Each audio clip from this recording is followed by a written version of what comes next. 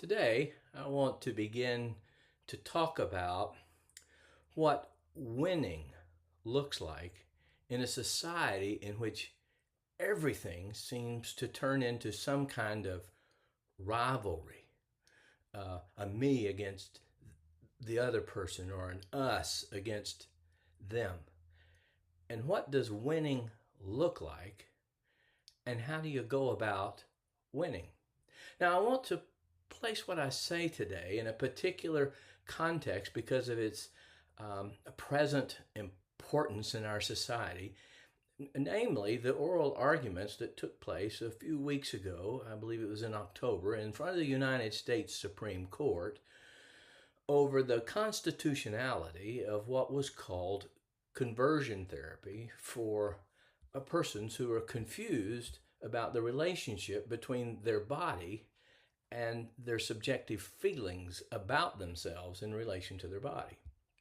Now, I want to begin by saying that the conversion therapy we're talking about is not what Christians might think about when we talk about conversion. This is not conversion in the sense of a person being against God and converting and turning towards God, or their hatred of God turning towards a love for God.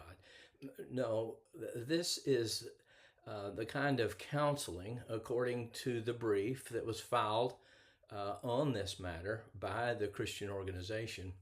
It's therapy directed to helping people become more comfortable with their biological sex and suffer less anxiety over it. And at bottom, it's clear when you read what's written in those briefs that the therapist's beliefs about God are not really relevant to the subject, specifically their beliefs about the person of Christ and who he is and what that means, unless the patient consents to that kind of discussion. So it's not conversion in any kind of Christian sense necessarily. But what brought to my attention this question of winning in a rivalrous culture or society was a comment by a former colleague of mine and now a senior worldview advocate or teacher for a national Christian organization I used to work with. And specifically, he commented on this case. And I had commented that that we needed to be arguing from the grounds that there is a givenness, a given nature, a fixedness to what it means to be human and to be male and female, and not relying just on scientific studies about the efficacy of the counseling or the free speech clause. And he said, "Well, I agree with you in principle," but he wrote this: "It's not, quote, an argument that will win today. And moreover," he said, that, quote, "if we insisted on winning with that argument only, the one that there's a givenness to human nature that's true, by which we can objectively evaluate whether certain counseling is good for human flourishing or contrary to human flourishing," he said, "well, if we relied just on that argument, we would continue losing," end quote. That argument, one that would result in losing, an argument that says there's an objective truth about our humanity by which we can objectively evaluate the efficacy or the correctness, the truth of certain counseling, is actually not one that I've seen any of the organizations I've worked with over the last 10 years make, not even as an alternative argument.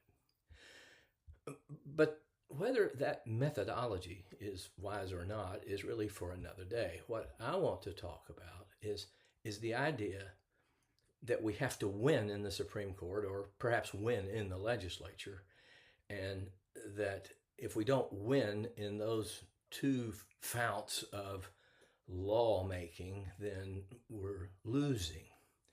And in a rivalrous culture, losing can be horrifying, right?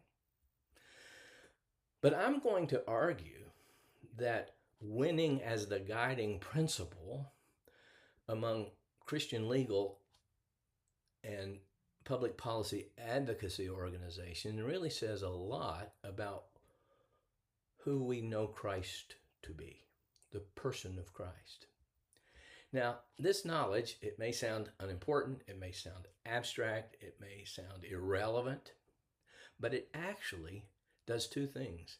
It defines winning and how winning comes about, particularly as respects law, because law in the Bible is always placed in the context of a covenant, and the way the world functions, its true cosmology, the way it works, is grounded in covenantal principles.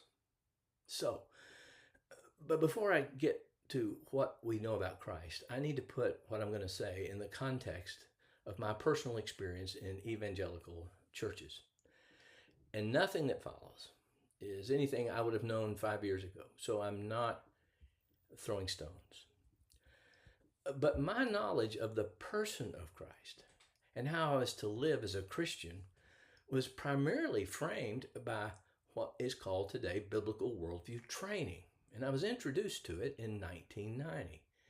It's much like what you still see today if you attend a worldview training seminar as a Christian.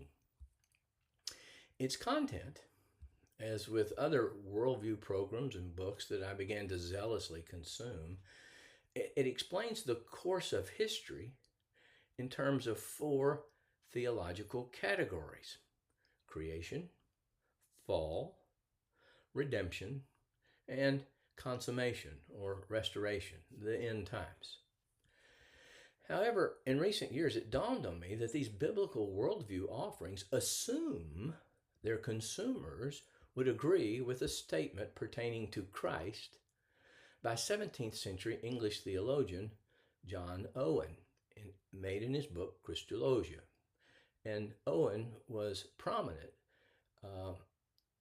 among the theologians who led to the change in the government structure in England in the 1600s. But anyway, this is what he wrote. There is, and ought to be, in all believers a religious, gracious love unto the person of Christ, distinct from their obedience unto his commands. That is, it's distinct from all other commands, though also commanded, and it's required of us in a way of duty. But there should be, what he's saying, a love of the person of Christ distinct from, well, this is what I need to do.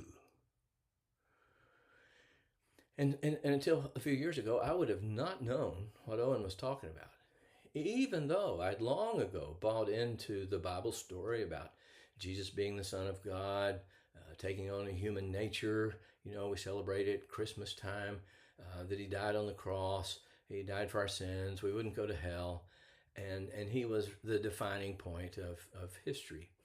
So there I had those categories of creation, fall, redemption, and consummation and restoration. But here's my point. I confused believing what's called a biblical worldview and standing up for my values derived from my belief in God with knowing and loving the person of Christ, who he is. And that confusion led to a confused understanding of what it meant to win and how to go about winning in a culture where everything from husband and wife to the city council to the United States Supreme Court, from the county commission to the state legislature to Congress, turns into a rivalrous fight. So what is loving the person of Christ in distinction from what he did on the cross? And how does that apply to what it means to win in this kind of society. And I'll talk about that in my next video. I hope you'll join me for it.